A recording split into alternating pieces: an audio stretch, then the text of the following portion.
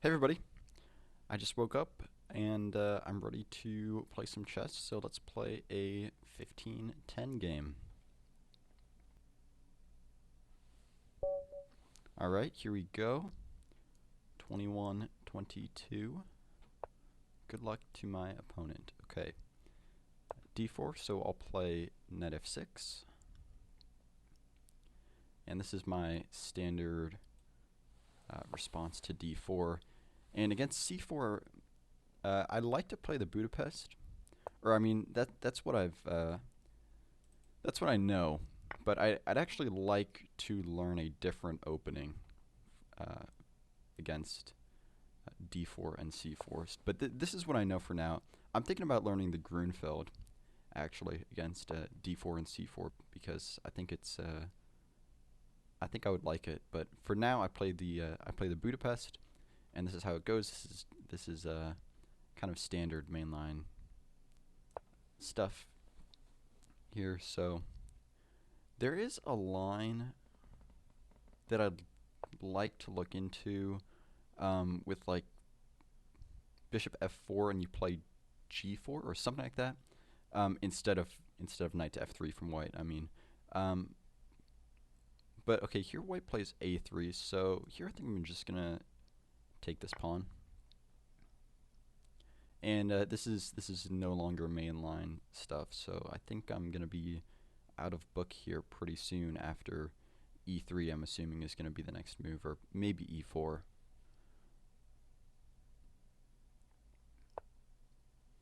Yeah, e3. I think e4 would have been a slight inaccuracy, but let's see here. So normally in the Budapest, you develop this dark squared bishop to b4 and uh, trade it off for the knight, trade it off for white's queenside knight. But that's not going to be possible anymore now that white has played a3. So how should I develop this bishop? I don't really want to put it on c5. Don't really want to put it on c5 because of b4. It's a bit of an annoying move. So the question is, do I go for the kingside fiend shadow? It's kind of what I'm thinking right now. But let me just check for any tactics. There is this loose knight on e5. It is defended once, but it's also attacked once, so it is considered a hanging piece. And I just want to make sure I'm not walking into any tactics, but I think I'm all good here. So we'll play g6 and prepare to fianchetto this dark squared bishop.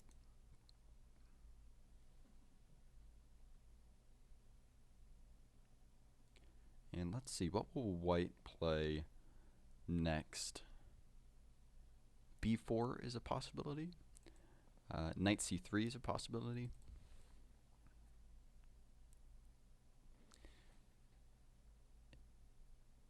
Let's see.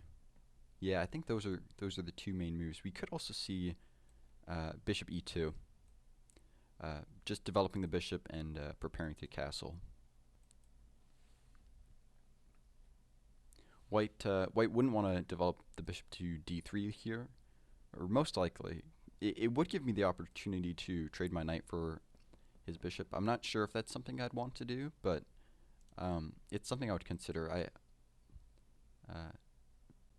It's probably a good idea to pick up the bishop pair. This knight and this bishop are probably around equal strength in terms of activity if he were to develop the bishop to d3.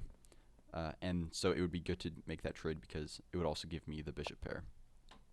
So yeah, bishop e2 expected. And I think we just continue with our development plans. So bishop g7, and this diagonal is going to be very strong. And we're even setting up a few tactics potentially with moving this knight. For example, if white plays bishop d2 here, we can take this knight with check and then pick up the b2 pawn with our bishop. I think that's a tactic, yeah. So I'm expecting white to castle here. White should castle. Yep, okay. And let's see. What can we do? We could go for the double fianchetto. Could go for that, because the position is kind of open in the sense that white no longer has this d pawn, so and it's going to be hard for white to push this e pawn along this diagonal because he has no more d pawn, so he would have to use the f pawn to support it, and you don't really want to do that, and it's going to be hard for white to do that. So I think the double fianchetto here might be a strong idea. But should we castle first? I think either move is acceptable. I think either move is acceptable, but also maybe I should consider a5 just to prevent b4. Yeah, white is probably going to play b4. Oh wait, no, they can't play b4 right now because I still have this tactic that picks up the rook.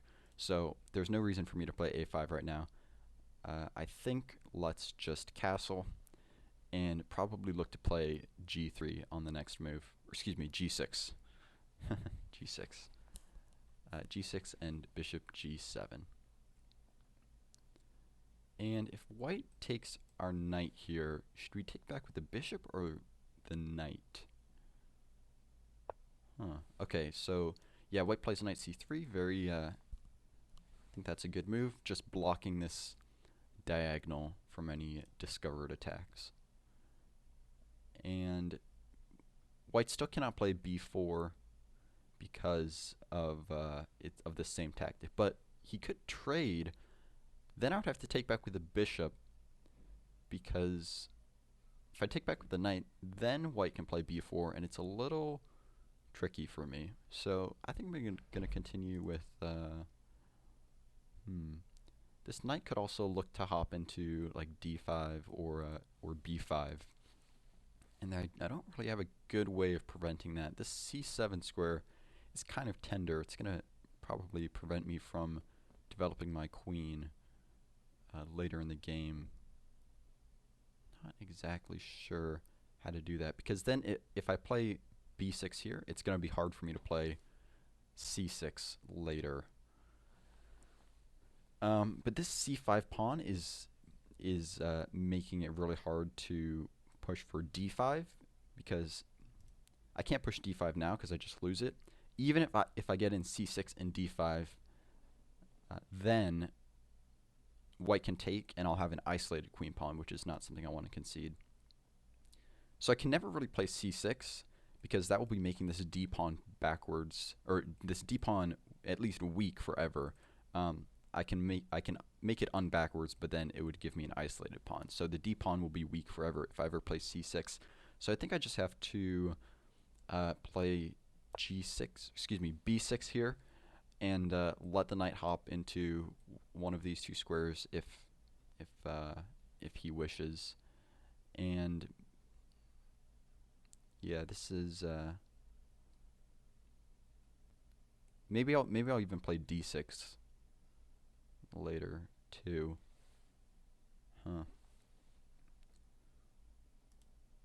Maybe I should have just played d6 there. d6 and alright. What's done is done. But let's check out where's white can move here. I think queen b3 is a possibility. Queen b3, bishop e2, excuse me, bishop d2, bishop d2. Also, he could just take my knight here. Knight takes knight takes e5. Knight takes e5. Also, this b6 move allows for this nice bishop a6 move that I didn't consider before, sort of just pressuring this pawn. And yeah, I didn't see that move when I played b6, but now I'm looking at it and it looks pretty good. Queen c2, not exactly sure what that move does. Probably just preparing the rook to come to the d file. And, you know, just developing the queen. So, yeah, I think I'm going to play bishop a6. Are there any discoveries, you know, with c5? I don't think there are. I just take, and then I can even take this knight. So yeah, I think if I play bishop a6 here, it's going to force white maybe to move the queen again, maybe to like b3, or yeah, I'm going to play bishop a6. White can't play b3 still. Actually, no, now they can play b3 because this knight is defended. But I will still at least be able to get a pin on this knight. Yeah, so white can actually play b3 here. b3, knight a5. And it looks like white holds because the pawn is defended. I can't attack it again, so... But do I have this move? Huh, okay, let's look at this. Knight takes f3 check. Bishop takes...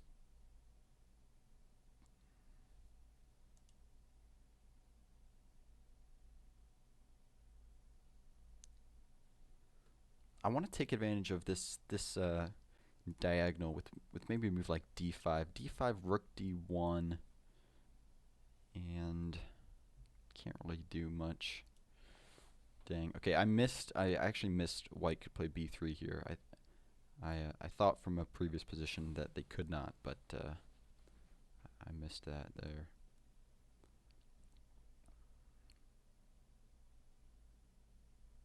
So, okay, so what can I play here? Maybe queen f6. Queen f6 and...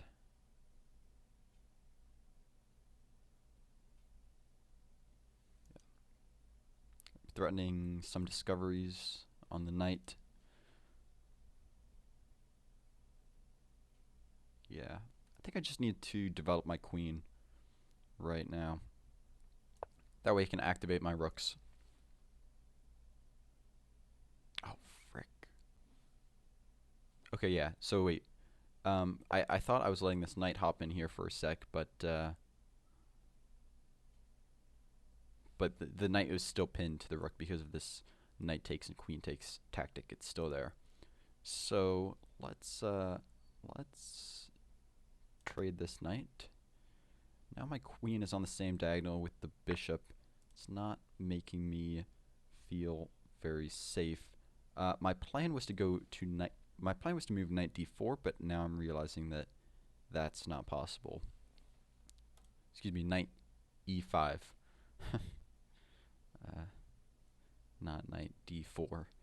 That is something I call chess dyslexia. Okay. This is, gotta be careful with where I move this rook here, because there are some knight discoveries. Dang it, dude. I think I'm gonna, oh jeez.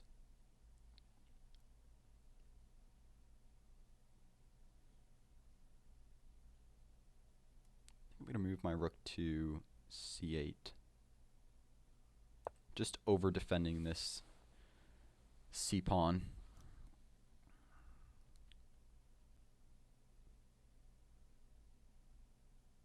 That way, if the knight ever hops to d5, for example, I'm not limited to only queen d8. I can potentially play some other moves with my queen.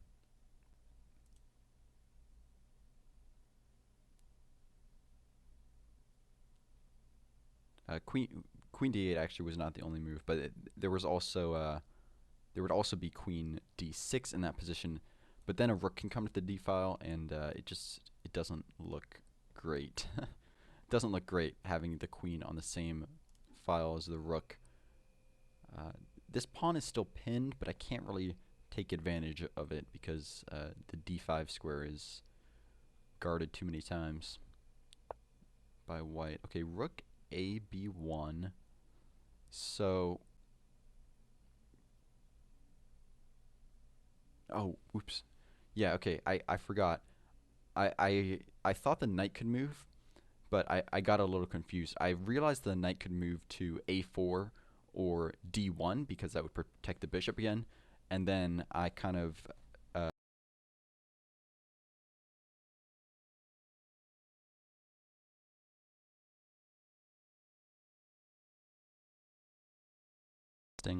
all right, we're back. Sometimes my mic turns off randomly. I'm going to set up a new mic later today that should be a little bit higher quality than these headphones. What I was saying is I kind of mis-extrapolated that into the knight can move anywhere, but the knight can't because the bishop was pinned. So this is just unpinning the knight. Now the knight can move anywhere. He unpinned his knight. I unpinned my knight. I think now that my knight's unpinned, now I want to go for this idea. And I want to pick up this bishop.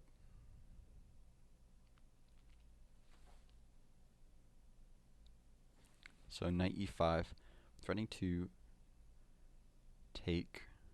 He's got to move the bishop, even if he defends with the queen. I think I'd still take twice there and double his pawns. I think that'd be good. And then I can also bring my bishop back to b7 and have this really nice diagonal.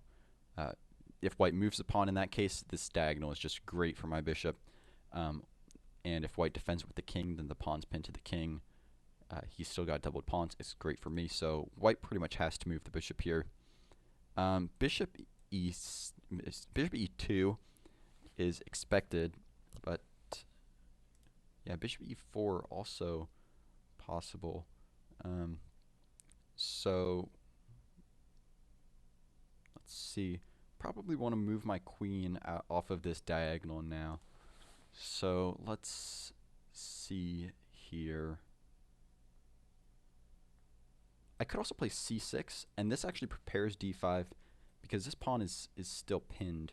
But c6 and rook fd1, and I don't really have much. But what else can I do?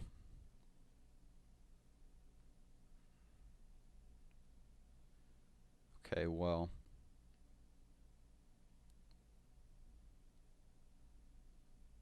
I also need to prevent my bishop from getting trapped here, because right now my bishop can't move anywhere.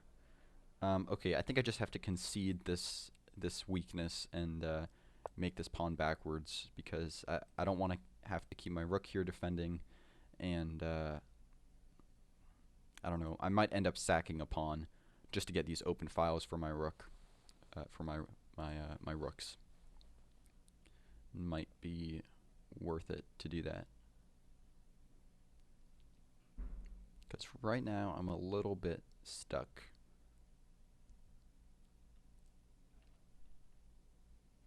So rook fd1 is the expected move. But okay, that move looks like it also works potentially.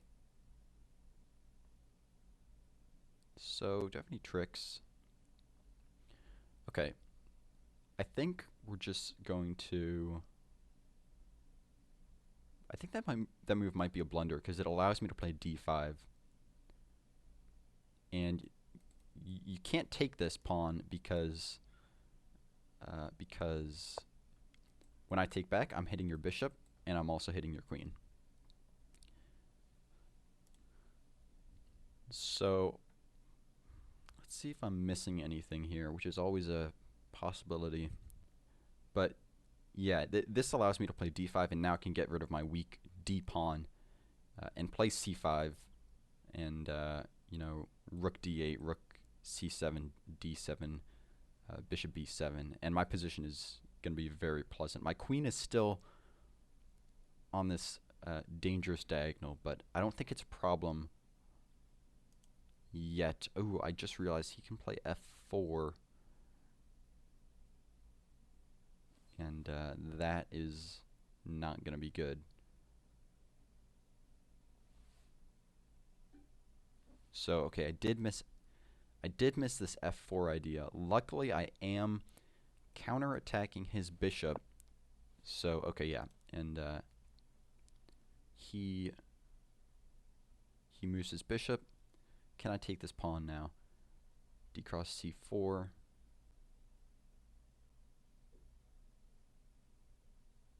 Yeah. Got to take that pawn.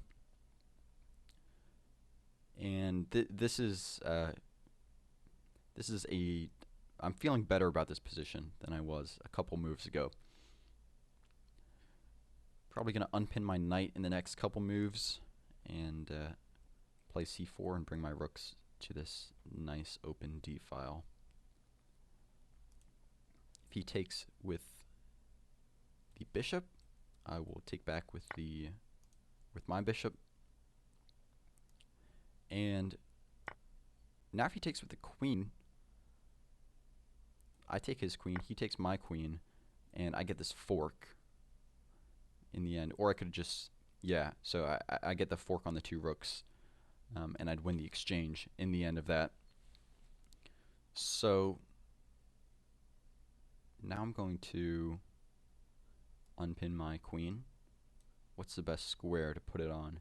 That's the question. If the knight attacks my queen immediately, I can pick up this pawn. So I think this is an okay square to move it to.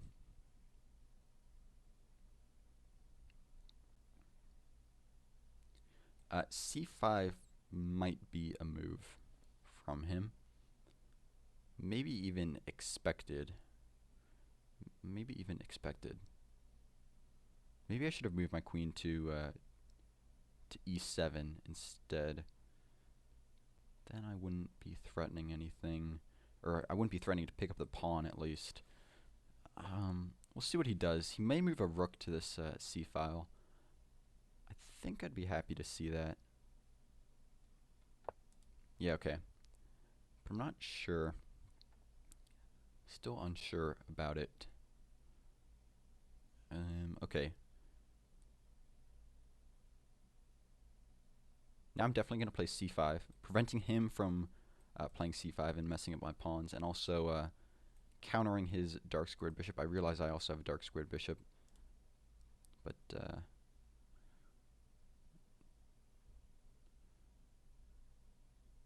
and also taking this d4 square away from the knight. That was the other idea behind it. Okay, knight f4. So I got to move my queen, and where should I move it to? To where should I move it?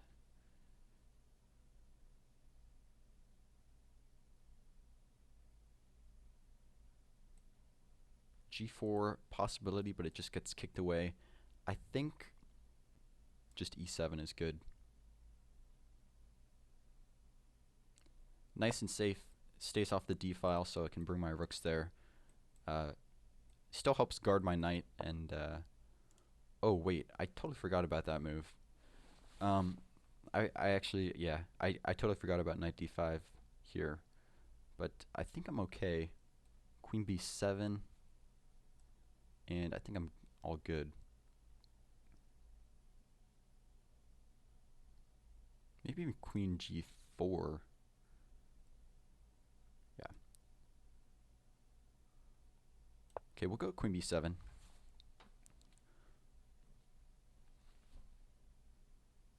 Maybe I should have moved queen g4, actually, because now my queen is the same file as one of his rooks.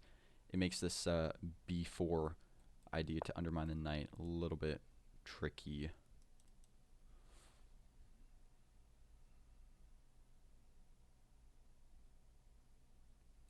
Okay, can I take the c-pawn? Takes, queen takes.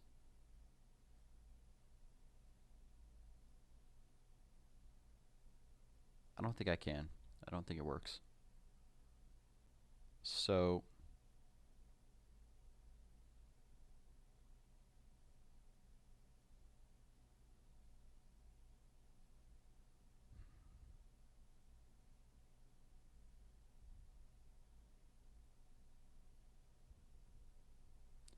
Okay, we're gonna move the knight to g4, and this gives us the possibility to reroute it to f4, or also just bring back to f6, which I think is the safer option. Allows us to immediately get this e4 outpost. Well, not immediately actually, because the queen guards it.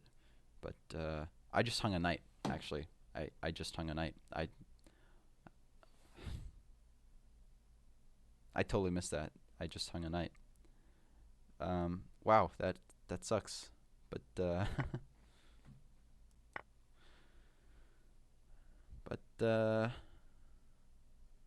yeah, that was dang it. That was terrible by me.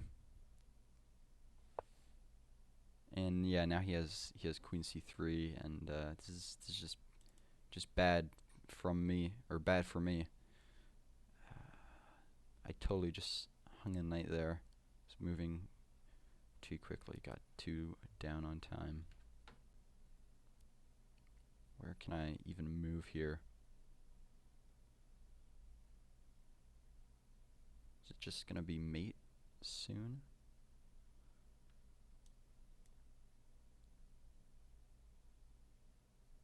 I think I'm at least losing the exchange there. That just lost a pawn. Yeah, that's actually just mate.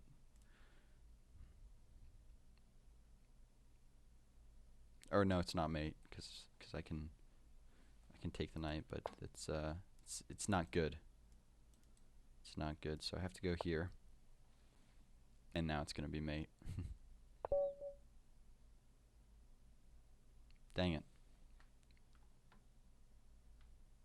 All right. Well, that was a game. Sometimes you just gotta take those losses. Let's analyze.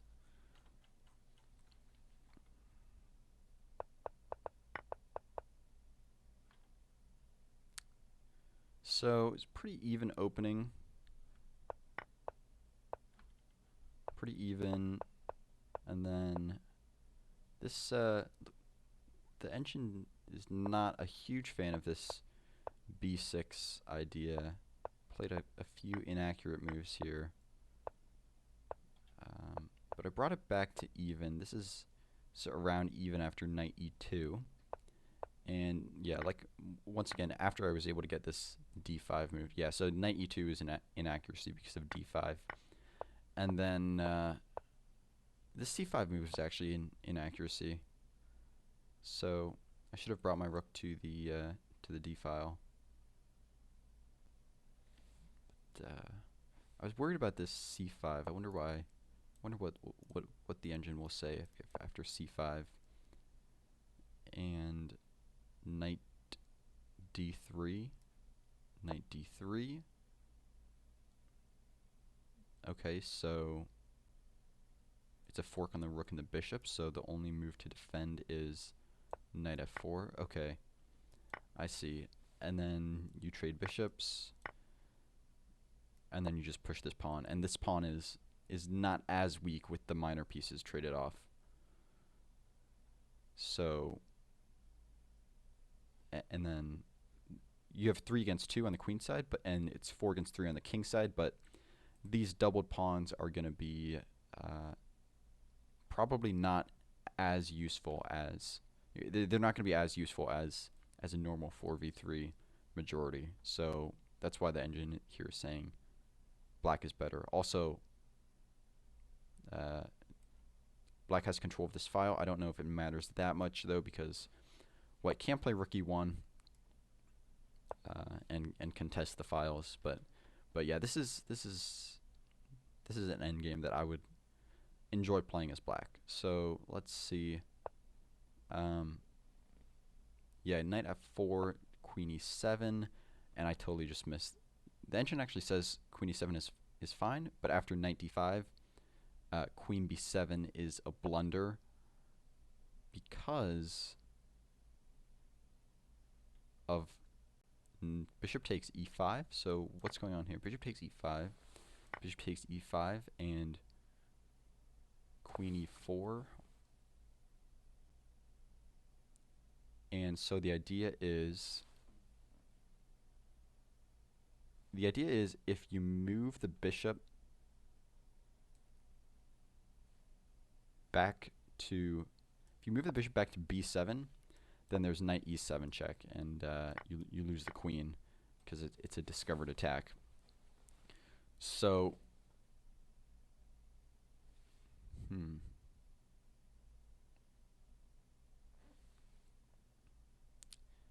queen b8, and you just get forked on d7. Yeah. Wow, I didn't actually see this.